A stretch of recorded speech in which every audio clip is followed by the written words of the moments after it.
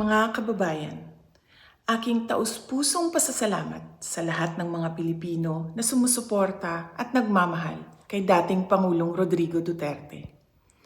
Sa mga kababayan natin sa Pilipinas, the Netherlands at iba't ibang panig ng mundo, napakalaking bagay para kay Pangulong Duterte ang pagtitipon ninyo para sa kanyang pag-uwi at kaarawan.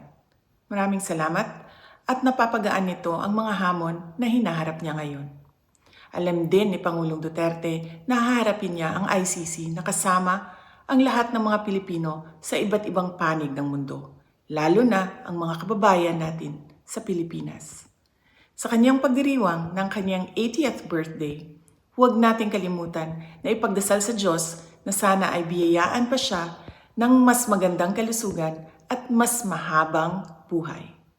Hilingin din natin sa Diyos na sana ay makauwi na agad si Pangulong Duterte sa Pilipinas.